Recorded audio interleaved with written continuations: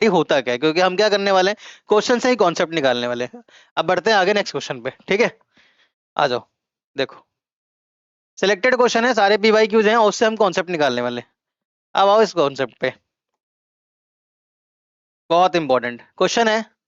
The right option for the mass of CO2 produce by heating 20 gram of 20% of limestone. यहां पर बात किसकी हो रही है बेटा, लाइमस्टोन की। लाइमस्टोन क्या होता है, 10th क्लास से पढ़ते आए हो, भूलना मत, कैल्शियम कार्बोनेट लाइमस्टोन होता है। तो पहला चैलेंज तो ये था कि तुम्हें फॉर्मूला याद होना चाहिए था। अगर फॉर्मूला किसी बच्चे को याद नहीं है, वो बच्चा वैसे सिलेक्शन से आउट हो गया। दूसरा चैलेंज, अब यहाँ पे लाइमस्टोन है, लाइमस्टोन को पहले लैंग्वेज को समझो, क्या कह रहा है कि right option for the correct mass of CO2 produce. CO2 मास कितना प्रोड्यूस होगा अगर कैल्शियम कार्बोनेट को तुम क्या कर रहे हो, हीट कर रहे हो। कैल्शियम कार्बोनेट है और उसको तुमने हीट किया, ठीक है, तो टूटेगा कैल्शियम ऑक्साइड में और प्रोड्यूस होगा यहाँ पर CO2।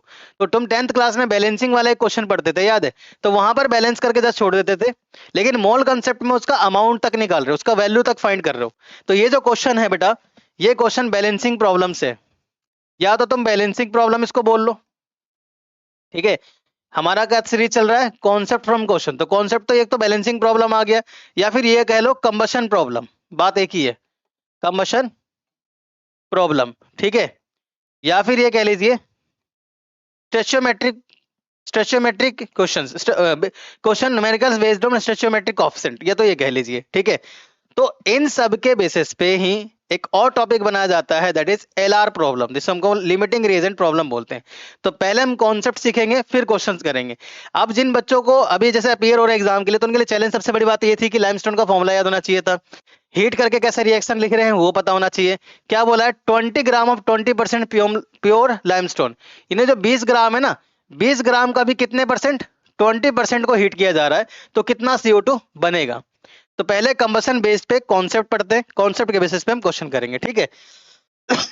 चलिए, तो कॉन्सेप्ट को समझिए, क्योंकि देखो एक ही क्वेश्चन यहाँ पे आया, हो सकता है आगे बहुत क्वेश्चन आए, दो दो तीन तीन क्वेश्चन आ जाए, क्वेश्चन का बेस्ड अलग हो, है ना, तो क्या करोगे।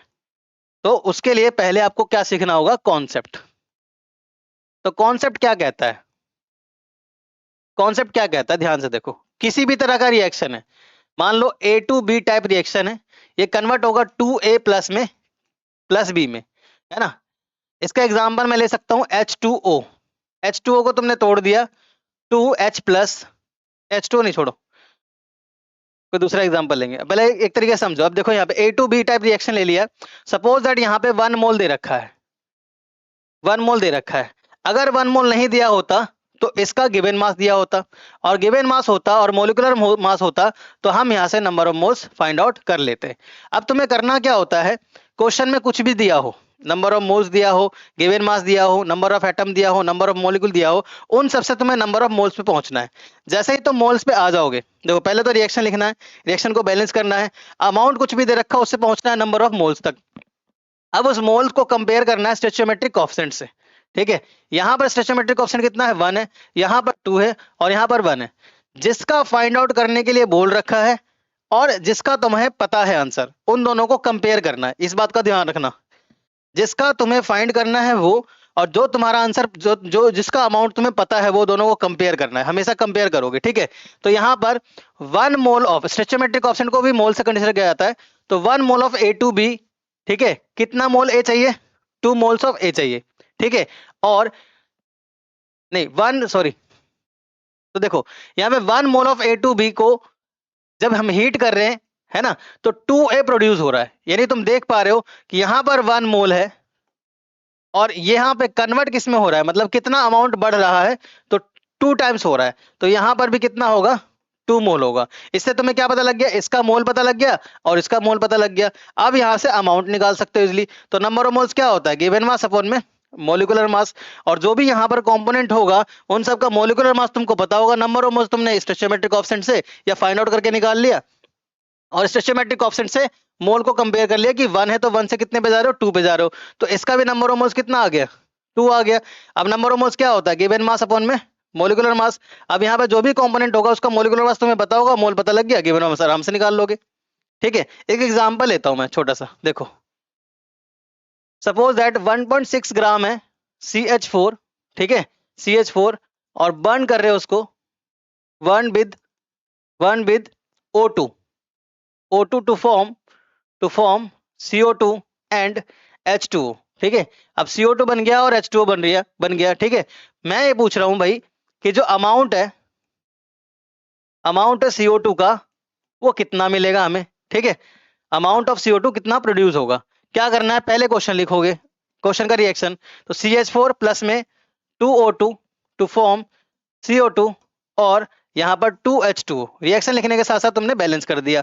बैलेंस करने से एक काम आसान हो गया तुम्हारा कि यहाँ स्टेचोमेट्रिक कोएफिशिएंट तुमको मिल गया। यहाँ स्टेचोमेट्रिक कोएफिशिएंट कितना है 1, यहाँ पे कितना है 2, यहाँ पर 2 है, यहाँ पर भी कितना है 1 है और यहाँ पर भी कितना है 2 है, क्योंकि सवाल क्या है, कंपेयर करना है तुमको।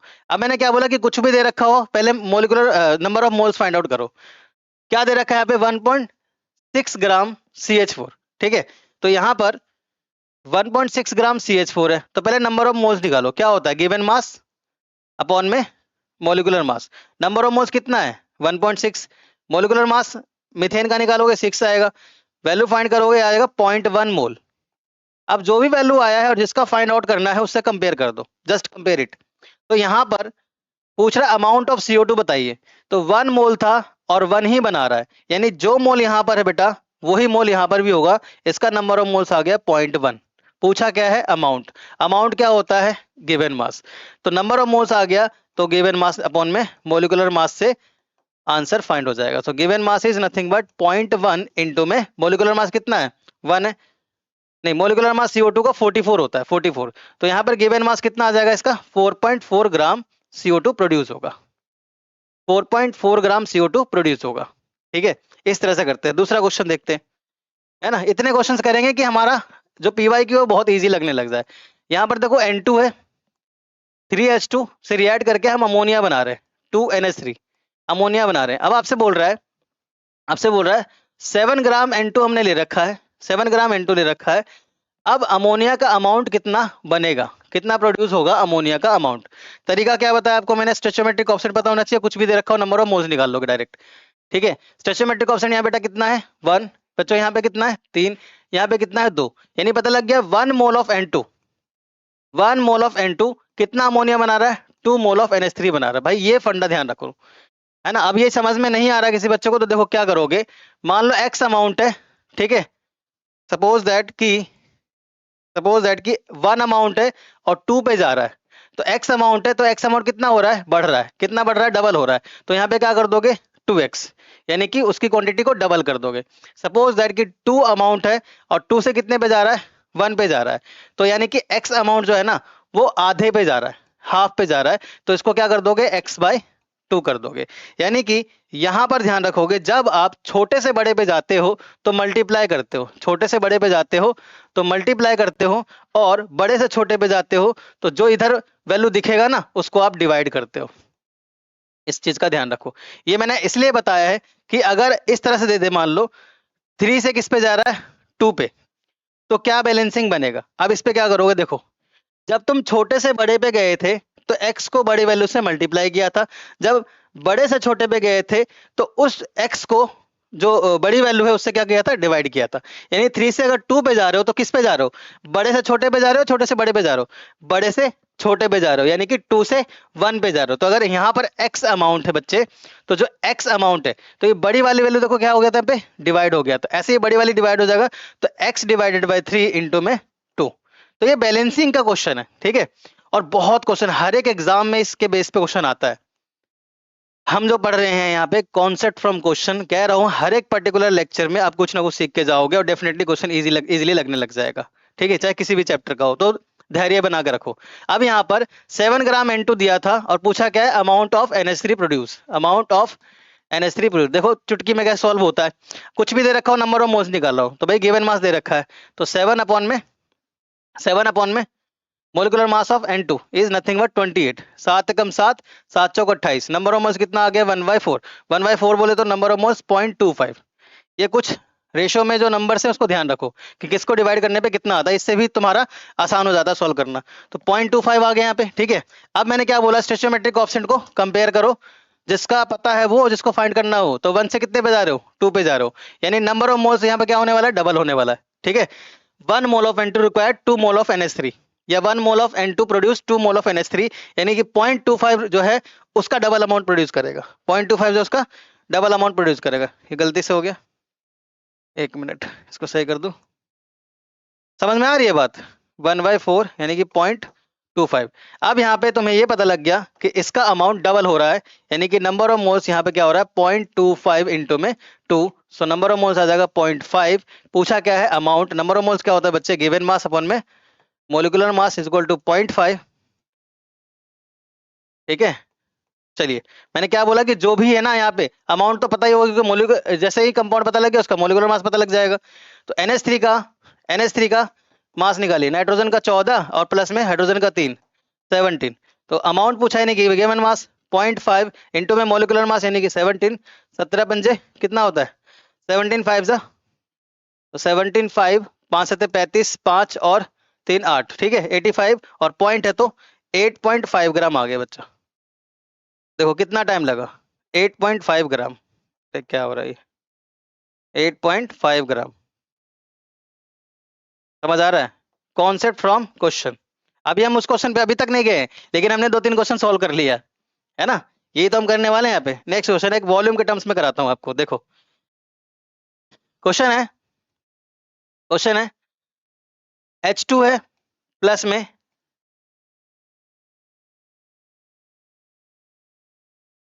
H2 प्लस में I2 टू फॉर्म 2HI, ठीक है H2 प्लस में I2 फॉर्म 2HI। कह रहा है 0.56 litre, 0.56 litre of H2, 0.56 litre H2 ले रखा है। Find volume of HI। Low formed volume of HI, condition बच्चों दे रखा है एट STP। सारे बैलेंसिंग वाले की और प्रॉब्लम है, और सबके सब क्वेश्चंस एक ही कॉन्सेप्ट पे क्लियर हो जाएगा। देखना एक कॉन्सेप्ट के आगे मैं बाहर जाऊंगा ही नहीं, एक ही कॉन्सेप्ट पे सारे क्वेश्चन करा दूंगा आपको। अब मैंने आपको क्या बोला है, कुछ भी दे रखा हो नंबर ऑफ मोल्स पे जाओ, जैसे ही STP आया तुम्हारे दिमाग में एक फॉर्मूला आना चाहिए, N is equal to V upon 22.5 litre, 22.4 litre, ये कांस्टेंट वैल्यू है। और STP पे ये फॉर्मूला वैलिड होता है। STP कंडीशन दे रखा हो और वॉल्यूम दे रखा हो और वॉल्यूम से नंबर ऑफ मोल जाना हो तो ये फॉर्मूला लगाओगे। ठीक है, क्या दे रखा है 0.56, या फिर अगर कैलकुलेशन थोड़ा आसान करना है क्योंकि हम तो कॉन्सेप्ट सीख रहे हैं, तो एक काम करते हैं वैल्यू कॉल कैलकुलेशन के हिसाब से ले लेते हैं, 5.6 लीटर ले लेता हूं मैं। ठीक है, 5.6 लीटर ऑफ H2। ठीक है, और पूछा क्या है वॉल्यूम ऑफ HI। बस करना क्या, कुछ भी दे रखा हो नंबर ऑफ मोल्स निकालो भाई। N is equal to V कितना दे रखा है, वॉल्यूम कितना दे रखा है 5.6 अपॉन में 22.4, नंबर ऑफ मोल्स आपको फाइंड करना है। 5 4 जा 20 एंड 6 4 जा 24, तो ये भी 1/4 पे जाएगा, यानी कि नंबर ऑफ मोल्स कितना आ गया 0.25 मोल आ गया। अब जैसे ही तुमने फाइंड कर लिया, जो तुमको फाइंड आउट करना है उससे कंपेयर कर दो स्टोइचोमेट्रिक ऑप्शन का, भाई ध्यान रखना। तो यहाँ पर 1 mole of H2 produce 2 mole of HI, 1 mole of H2 produce 2 mole of HI। अब बच्चे समझदार है, समझ गए होंगे। तो यहाँ पर नंबर ऑफ मोल्स क्या होने वाला है, डबल होने वाला है, यानी कि 1 H2 को H2 रिएक्ट करके 2 HI बना रहा है, किसके साथ I2 के साथ रिएक्ट करके। तो यहाँ पर 0.25 मोल है, तो यहाँ पर डबल हो जाएगा, 2 इंटू में 0.25 हो जाएगा। बच्चे समझ आ रहा है, 0.25 हो जाएगा, यानी नंबर ऑफ मोल्स यहाँ पे 0.5 मोल आ गया। पूछा क्या है वॉल्यूम, अब नंबर ऑफ मोल्स पता लग गया तो वॉल्यूम क्लियर हो जाएगा, क्योंकि STP कंडीशन है, नंबर ऑफ मोल्स पूछा है, वॉल्यूम है ना, सॉरी वॉल्यूम पता करना है, नंबर ऑफ मोल्स है हमारे पास। तो N is equal to V upon 22.4, volume हमें निकालना है। So number of moles into में 22.4, नंबर ऑफ मोल्स कितना दे रखा है 0.5 मतलब 1/2 इंटू में 22.4। ठीक है, अब इसको सॉल्व करोगे कितना आ जाएगा आंसर 11.2 लीटर। जाके PY को उठाओ, मैक्सिमम क्वेश्चन बन जाएंगे सिर्फ और सिर्फ बैलेंसिंग के बेस्ड पे। कितना आसान है, बेवजह परेशान होते रहते हो, न्यूमेरिकल्स नहीं हो रहे, न्यूमेरिकल्स नहीं हो रहे, तरीके से करो ना, सब हो जाएगा। ठीक है, अब परसेंटेज वाले पे आता हो, जैसे उस क्वेश्चन में ले रखा है कितना परसेंट इतना परसेंट, इस तरह से। तो एक क्वेश्चन बनाते हैं, ठीक है क्वेश्चन बनाते हैं। चलो N2 ले लेते हैं, N2 प्लस में 3H2 to form 2NH3। Okay, अब मैं आपसे कह रहा हूं कि यहाँ पर 20 ग्राम के बजाय ऐसा वैल्यू लेते हैं जो वैल्यू कट जाए, ठीक है ना, कैलकुलेशन आसान हो। तो सपोज दैट 40 ग्राम N2 ले रखा है, ठीक है, और इसका 20% रिएक्ट हो रहा है, 20% रिएक्ट हो रहा है। क्या बोला बच्चे मैंने? 20% रिएक्ट हो रहा है। 40 ग्राम N2 ले रखा है हमने, वो क्वांटिटी है, उसका 20% रिएक्ट करवाया, तो अमाउंट ऑफ NH3 यानी कि given mass, sorry amount of NH3 यानी कि क्वांटिटी, एक मास, अमाउंट, सिंपल अमाउंट कभी बोले तो समझना मास पूछा है, ठीक है, तो मास ऑफ NH3 प्रोड्यूस पूछा है आपसे। तो अब क्या है ना, क्वेश्चन में थोड़ा कैलकुलेशन आ गया है। अब नीट में हो ज्यादा कैलकुलेशन में वो नहीं जाएंगे क्योंकि मैथमेटिक्स नहीं है आपके पास, लेकिन इतना तो है, इतना तो करवाएंगे ही आपसे सॉल्व। कंपटीशन जो इतना है भाई, 20 लाख बच्चों में, है ना, कुछ ही बच्चों को निकालना है, तो फेल तो करेंगे ही ना। एग्जाम तो वैसे ही फेल करने के लिए लिया जाता है, पास करवाने के लिए थोड़ी लिया जाता है। तो इतना कैलकुलेशन आपको आना चाहिए। तो 20% रिएक्ट हो रहा है, यानी कि 40 का 20%, परसेंट हटाइए, 100 लगाइए, 0 से 0, ठीक है, और 14 टू जा 8, 14 टू जा 28, 28 अपॉन में 10, यानी कि बेशक तुमने 14 ग्राम लिया था, लेकिन रिएक्ट कितना कर रहा है? 2.8 ग्राम, 2.8 ग्राम। यही क्वेश्चन सॉल्व हो गया। अब कुछ भी दे रखा हो, क्या निकालना है? Number of moles. अब तुमने क्या निकाल लिया? यहाँ पे गिवन मास निकाल लिया, गिवन मास निकाल लिया, तो इसका क्या आ जाएगा? नंबर ऑफ मोल्स आ जाएगा। सो number of moles given mass upon में 28 का मोलिकुलर मास N2 का 28 आ जाएगा। ये आ जाएगा नंबर ऑफ मोल्स, कितना आएगा? पॉइंट हटाओगे, 0 लगाओगे, 1/10 आ जाएगा, यानी नंबर ऑफ मोल्स बेटा आ गया 0.1। अब जो भी पता है और जो तुम्हें पता करना है स्टोइचोमेट्रिक कोएफिशिएंट के हिसाब से उसको कंपेयर कर दीजिए। तो यहाँ पर 1 mole of N2 produce 2 mole of NH3, ठीक है। तो नंबर ऑफ मोल्स यहाँ पे कितना आया? 0.1, लेकिन डबल हो रहा है, तो फाइनल नंबर ऑफ मोल्स कितना होगा? 0.1 इंटू में 2। नंबर ऑफ मोल्स क्या होता है? गिवन मास अपॉन में molecular mass is equal to 0.2, और आपसे अमाउंट पूछा था 0.2 इंटू में मोलिकुलर मास 17 होता है, पॉइंट हटाइए, 10 लगाइए, 72 जा 34, ठीक है, 34 अपॉन में 10, तो अमाउंट आ जाएगा NH3 का 3.4 ग्राम, ठीक है। 3 4 5 क्वेश्चन करा दिए, कॉन्सेप्ट क्लियर हो गया। अब आते हैं क्वेश्चन पे, अब आते हैं क्वेश्चन पे। चलिए, क्या था क्वेश्चन? अब देखो क्वेश्चन कितना हलवा लगेगा तुमको। क्या बोल रहे हो सर? कुछ नहीं बोल रहे, तुम्हारे ही लैंग्वेज में बात कर रहे हैं। देखिए, the right option of the mass CO2 produce heating 20 gram of 20% of pure limestone. अच्छा ठीक, अब इसको हटा रहा हूं मैं, इसको रफ कर रहा हूँ, ठीक है, इतने में ही सॉल्व कर देंगे क्वेश्चन, आगे के पेज पे जाने की जरूरत नहीं है, मैं भी कंफ्यूज हो जाता हूँ कहाँ था, ठीक है। चलिए, हालांकि तुम भी कर सकते हो, अगर पीछे तुमने कॉन्सेप्ट को अच्छे से समझ लिया है तो अब तो तुम उड़ा दोगे भाई, अब कोई दिक्कत नहीं है। क्या बोला है इसने?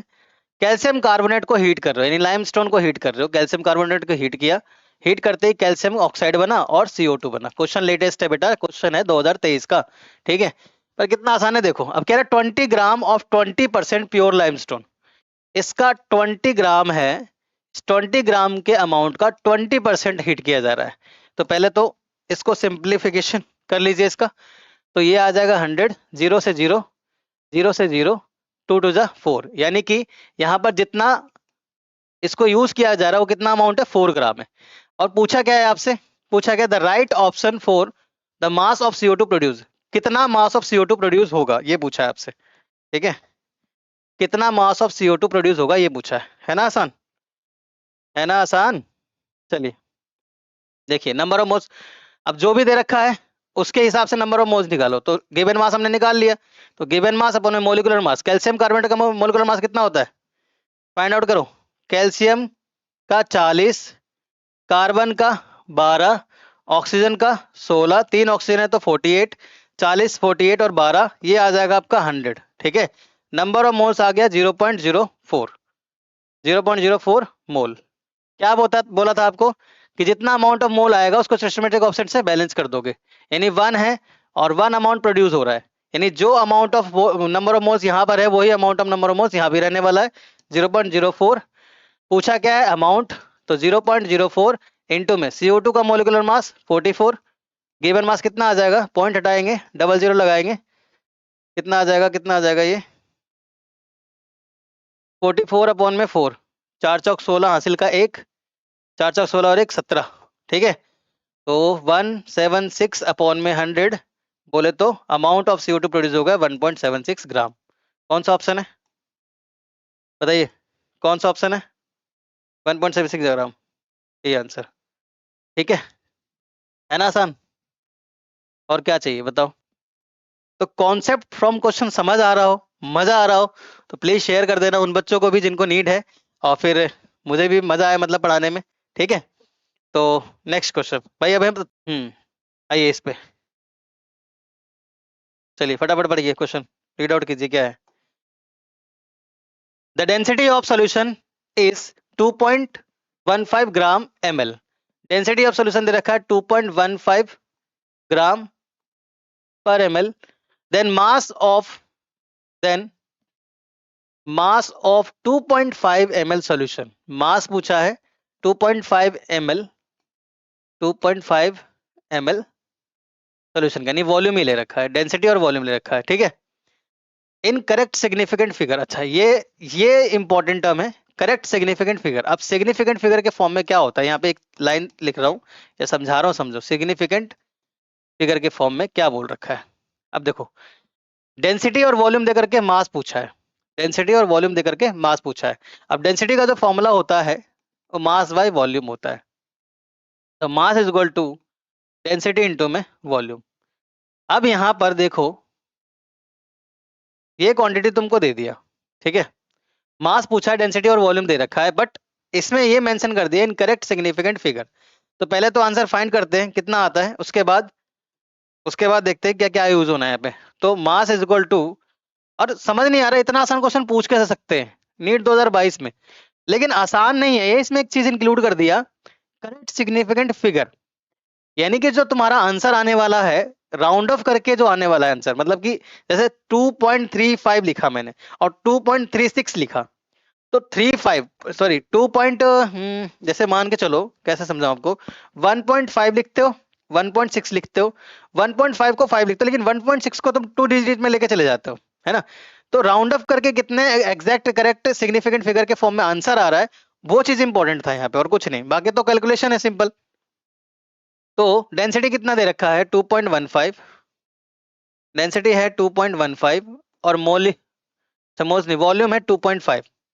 इसको सॉल्व कीजिए, कितना आएगा 2.15 इंटू में 2.5 इंटू में 2.5, पॉइंट हटाएंगे तो नीचे 1000 लग जाएगा, 2 यहाँ का डिजिट और 1 डिजिट यहाँ का, तो 1000 ध्यान रखना है। 215 को मल्टीप्लाई कर दो 25 से, 5 5 जा 25, 2 बचा, 2 कैरी, 5 और 2 7, 5 2 जा 12, 5 2 जा 10, 11 1 2 2 जा 4 और 5। ठीक है, तो ये 5 7 3 6, ओके, 25 और 5 और 2 7, 5 9 10 और 2 12। ठीक है, 5 10, 2 2 एकम 2 और 3 आएगा यहाँ पे, और 2 2 2 जा 4 आएगा यहाँ पे। ठीक है ना, इसलिए मैं ऐसे कैलकुलेट करता हूँ, मुझे पता है ना मेरी कैलकुलेशन में मैं महान हूँ। 5 7 5 और ये 5, ठीक है, और 3 डिजिट के बाद 0 लगा दीजिए, तो 5.575, 5.575। अब इसको हम कैसे लिख सकते हैं, इसको हम 5.575 को 5.57 को हम डायरेक्ट 5.6 के आसपास आंसर लिख सकते हैं। ठीक है, और 5.6 के आसपास आंसर लिखते हैं तो इसने पूछा क्या है, आंसर तो पूछा है लेकिन करेक्ट सिग्निफिकेंट फिगर के फॉर्म में पूछा है, और सिग्निफिकेंट फिगर कितना आ रहा है, 2 आ रहा है। तो इसमें सिग्निफिकेंट फिगर कितना है बच्चे, 4 है। इसमें सिग्निफिकेंट फिगर कितना है, इसमें भी 4 है। ठीक है, क्योंकि ये जो वैल्यू है ना, ये 10 की पावर -3 जो लिखा हुआ 0.001 है, और इसका सिग्निफिकेंट फिगर कितना है, 1 है, तो 1 से मल्टीप्लाई इसको करोगे तो 1 ही आना, मतलब वैल्यू वही आना है, तो इसमें कोई सिग्निफिकेंट का रोल नहीं है। समझ रहे हो नीट का मतलब माइंडसेट, समझ रहे हो एग्जामिनर का, क्वेश्चन सॉल्व नहीं करवा रहा तुमसे, कैलकुलेट तो तुम कर ही लोगे, सिग्निफिकेंट फिगर भी ऐड कर दिया इस क्वेश्चन में। एग्जामिनर का माइंड पढ़ो, ठीक है, क्या चाहता है वो। तो यहाँ पर देखो 4 सिग्निफिकेंट फिगर, यहाँ भी 4 सिग्निफिकेंट फिगर है, यहाँ 3 सिग्निफिकेंट फिगर है, इसने पूछा है करेक्ट सिग्निफिकेंट फिगर के फॉर्म में आंसर बताइए। ठीक है, अब यह देखो 5.575 है या 3.75 है, तो ये भी आंसर नहीं होगा। तो सिग्निफिकेंट फिगर राउंड ऑफ करके अगर 2 आ रहा है और 2 सिग्निफिकेंट फिगर का आंसर तो एक ही है, and that is C. Check करते हैं आंसर सही है ना।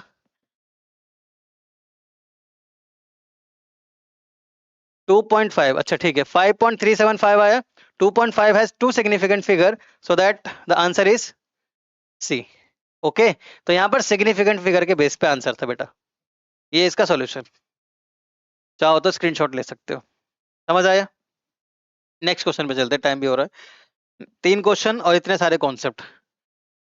नीट 2022, ये भी बहुत इंपॉर्टेंट क्वेश्चन है, बिल्कुल बैलेंसिंग के बेस पे ही है ये भी बैलेंसिंग के बेस पे ही है। अभी और भी लेक्चर्स आएंगे अगर कोई बच्चा सोच रहा है कि सिर्फ यही लेक्चर खत्म हो जाए, नहीं, मोल कॉन्सेप्ट में जितने भी क्वेश्चन आए हुए हैं ना पिछले 10 इयर्स में, मतलब 2015 से लेकर के 23 तक के आसपास, वो सारे क्वेश्चन लेकर आऊंगा और उसके बेसिस पे जितने भी कॉन्सेप्ट यूज हो रहे हैं उन कॉन्सेप्ट को कराऊंगा, यानी ओवरऑल चैप्टर ही खत्म हो रहा है। क्योंकि बताया ना आपको, अभी पढ़ने का तुम्हारा टाइम, थ्योरी रटने का टाइम नहीं है, सॉल्व करने का टाइम है। जितना हो सके न्यूमेरिकल लगाओ, जितना हो सके क्वेश्चन करो, ठीक है, तभी एग्जाम निकलेगा ईमानदारी से।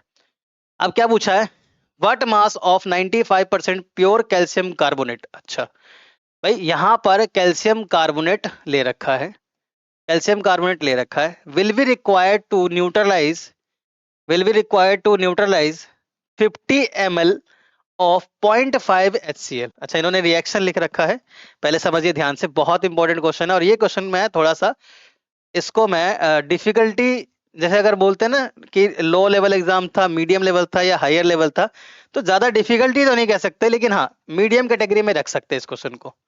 ज्यादा डिफिकल्टी नहीं है कि नीट वाले बच्चों को इतना तो आना ही चाहिए, ठीक है। और जो अभी मैंने बैलेंसिंग का जो कॉन्सेप्ट कराया था, देखो एग्जैक्ट उसी के कॉन्सेप्ट पे है, ठीक है। तो ध्यान से समझना, मीडियम लेवल पे कह सकते हैं इस क्वेश्चन को, हायर लेवल नहीं है। बच्चे चिल्लाने लगता है क्वेश्चन बहुत टफ था, कुछ टफ नहीं है, देखो कितना आसान है क्वेश्चन, बस थोड़ा सा बेटा क्या कैलकुलेशन है यहाँ पे, ठीक है। चलिए देखिए, कैल्शियम, अच्छा पहले एक काम करते हैं, वो लिख लेते हैं, इक्वेशन लिख लेते हैं। कैल्शियम कार्बोनेट, ध्यान से समझो और कोई जल्दबाजी नहीं है, कैल्शियम कार्बोनेट है, ठीक है, आराम से बिल्कुल, 2HCl है। मतलब ये क्वेश्चन समझ आना चाहिए आपको इतने इजिली वे में, मतलब आराम आराम से समझो, कोई बढ़ाने की जरूरत नहीं है, स्पीड में करने की जरूरत नहीं है, जब तक तुम्हें समझना है। कैल्शियम का क्लोराइड लिख दिया, और CO2 है, और 2H2 है, ये हमने लिख दिया, दिख तो रहा है ना, हाँ ये हमने लिख दिया इक्वेशन। अब ध्यान से समझिए, क्वेश्चन में पूछा क्या है, what mass of 95% pure calcium carbonate will be required, यानी कि 95%, 95% प्योर, प्योर कैल्शियम कार्बोनेट है, उसका कितना मास की जरूरत है, मतलब कितना अमाउंट ऑफ मास का रिक्वायरमेंट है। ध्यान से सुनना, 95% प्योर कैल्शियम कार्बोनेट का जो अमाउंट है कैल्शियम कार्बोनेट का, उसमें कैल्शियम कार्बोनेट का मास कितना नीड है, कितने अमाउंट ऑफ कैल्शियम कार्बोनेट की जरूरत है, क्या करने के लिए, क्या करने के लिए, to neutralize 50 ml of 0.5 m HCl, यानी कि to neutralize, to neutralize 50 ml, यानी कि वॉल्यूम ऑफ HCl दे रखा है कितना, 50 ml, ठीक है, और मोलैरिटी दे रखा है 0.5 m HCl। इसको न्यूट्रलाइज करना है, और इस HCl को न्यूट्रलाइज करने के लिए कितने मास ऑफ कैल्शियम कार्बोनेट की जरूरत है। अगर 95%, अगर 95% प्योर कैल्शियम कार्बोनेट हमने ले रखा है, तो ये क्वेश्चन समझ आया। To neutralize HCl, to neutral HCl 50 ml volume लग रहा है, ठीक है, 50 ml का वॉल्यूम लग रहा है, और 0.5 मोलैरिटी है, तो कितना मास की जरूरत है, ये है क्वेश्चन। अब हम क्या करते थे, एक पर्टिकुलर रिएक्टेंट को रिएक्टेंट से रिएक्ट करके प्रोडक्ट बनाते थे, रिएक्टेंट के बेसिस पे प्रोडक्ट का अमाउंट पूछ रहा था। इसने क्या पूछ लिया, रिएक्टेंट में ही रिएक्टेंट की कितनी ज्यादा नीड है, कितना अमाउंट की जरूरत है, ये पूछ लिया। इसके बेसिस पे क्या क्वेश्चन करा दो छोटा सा, या डायरेक्ट इसको सॉल्व करो, बताओ। इसकी डायरेक्ट इसको सॉल्व करते हैं ना, टाइम ज्यादा हो रहा है। तो देखो मैंने क्या कहा है भाई, कुछ भी दे रखा हो, कुछ भी दे रखा हो, सबसे पहले नंबर ऑफ मोल्स निकालो। तो यहाँ पर तुम्हें वॉल्यूम दे रखा है और मोलैरिटी दे रखा है, तो मोलैरिटी और वॉल्यूम से नंबर ऑफ मोल्स पे कैसे जा सकते हो, number of moles, molarity equal to number of moles per unit volume. Volume अगर बेटा ml में हो तो क्या ध्यान रखोगे, ऊपर आ जाएगा 1000, ये बताया था मैंने आपको। सो मोलैरिटी हमें दे रखा है, हमें चाहिए नंबर ऑफ मोल्स। तो नंबर ऑफ मोल्स हम कैसे निकाल सकते हैं, यहाँ पे नंबर ऑफ मोल्स को बाहर निकालो, मोलैरिटी को वॉल्यूम से मल्टीप्लाई करो, 1000 को नीचे भेजो और सॉल्व करके नंबर ऑफ मोल्स निकालो। फटाफट वीडियो को पॉज करो, सॉल्व करो जल्दी से, ईमानदारी से, मैं देख रहा हूँ। मोलैरिटी कितना है? 0.5 है, लीजिए पुट कर दिया। वॉल्यूम कितना है? 50 है, पुट कर दिया। नीचे क्या है? 1000, सॉल्व कीजिए इसको। 0 से 0 गया बच्चे, यहाँ पर एक और 0 आ गया, 1000 का 1000 ही रह गया, ऊपर आ गया 5 5 25, नीचे आ गया 1000। ठीक है, ये जाएगा 1/40 पे, 1/40। ठीक है, यानी कि नंबर ऑफ मोल्स कितना आ गया? 1/40 आ गया यहाँ पे नंबर ऑफ मोल्स। एन कितना आ गया? Number of moles 1/40। क्या बताया आपको मैंने? जो आपको पता है, जो आपको निकालना है, उससे कंपेयर कर दो। आइए नेक्स्ट। तो यहाँ पर 1 मोल कैल्शियम कार्बोनेट है और वो यूज कितना कर रहा है? 2 HCl कर रहा है। HCl का नंबर ऑफ मोल्स हमने निकाला 1/40, यानी कि 0.025 मोल। क्या बताया? जो आपको पता है, जो निकालना है, उसको कंपेयर कर दीजिए। अब इसमें इसका कितना दे रखा है पहले से? 95% कैल्शियम कार्बोनेट दे रखा है, तो उसका कितना मास की जरूरत है, ये तुमसे पूछा है। ठीक है, कितना मास की जरूरत है, नंबर ऑफ मोल्स हमने देख लिया। अब यहाँ देखो, 2 मोल HCl को रिएक्ट करवाने के लिए 1 मोल कैल्शियम कार्बोनेट की जरूरत है, यानी मोल्स आधा हो रहा है, तो नंबर ऑफ मोल्स यहाँ पर क्या हो रहा है? हाफ हो रहा है, यानी 0.25। बहुत आसानी से समझो, बहुत इजी क्वेश्चन है। 0.025 डिवाइडेड बाई 2, इतना आ गया मोल्स। ठीक है, नंबर ऑफ मोल्स क्या होता है? गिवन मास अपॉन में मॉलिक्यूलर मास। ठीक है, इक्वल टू 0.025 अपॉन में 2। आपसे पूछा क्या है? गिवन मास, वो भी कितना परसेंट पहले दे रखा है? 95%। तो 95%, इस परसेंट को हटाओगे तो नीचे क्या लगाओगे? 100 इंटू में गिवन मास हमें फाइंड करना है। मोलिकुलर मास कैल्शियम कार्बोनेट का बच्चे कितना है?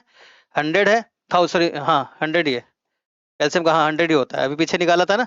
इक्वल टू 0.025 अपॉन में 2। ध्यान से समझना, नंबर ऑफ मोल्स हमने निकाल लिया। ठीक है, 0.025 अपॉन में हाफ। हाफ क्यों? 2 से कितने पे जा रहे हो? 1 पे जा रहे हो। ठीक है, नंबर ऑफ मोल्स क्या होता है? गिवन मास अपॉन में मॉलिक्यूलर मास। अमाउंट कितना दे रखा था? 95% कैल्शियम कार्बोनेट। तो इस 95% परसेंट को हटाया, नीचे 100 लगाया। इसके अकॉर्डिंग हमें पता करना है कितने मास की नीड है, तो गिवन मास अपॉन में मॉलिक्यूलर मास। ठीक है, अब इसको हमें सॉल्व करना है, इसको हमें सॉल्व करना है।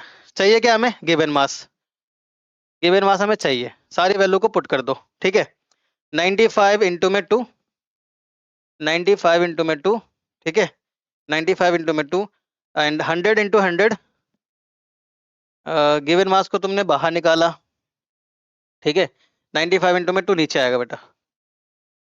ठीक है, 100 इंटू 100 इंटू में 0.025 अपॉन में 95 इंटू में 2, जस्ट कैलकुलेशन है। अब इसको इससे मल्टीप्लाई किया, नीचे में गिवन मास हमें निकालना था, ये हमें हमको निकालना है। ठीक है, पॉइंट हटाओगे, 1 2 3 0 लगाओगे, ये 0 2 3 0 से गया, ऊपर क्या आ जाएगा? 25 इंटू में 10 बोले तो 250। ठीक है, और 95 इंटू में 2, 5 2 10, 1 9 2 ये आ जाएगा बेटा 180, है ना। 5 दूना 10, हासिल का 1, 9 दूना 18, 19, 190 आ जाएगा, 190। सॉल्व कीजिए इसको, 0 से 0 गया, गिवन मास 25 अपॉन में 19, 90 1 जा 1, 1.19 1 जा 1, और कितने बचे? 19 20 6 60, 20 या 60 होता है, 19 3 जा समथिंग हो जाएगा, मतलब 1.3 के आसपास आंसर आ रहा है। ठीक है, 1.3 के आसपास आ रहा है आंसर, समझ आया? चेक करते हैं 1.3 के आसपास कौन सा आंसर है। Question 4, 1.32 answer is B.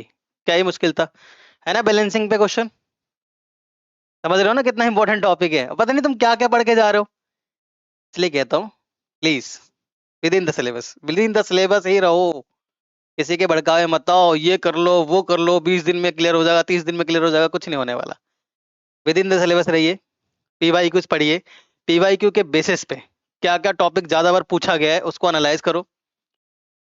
कोई भी क्वेश्चन है, उस क्वेश्चन में जो कॉन्सेप्ट यूज हो रखा है उस कॉन्सेप्ट को अच्छे से जाके पढ़ लो, बस क्लियर।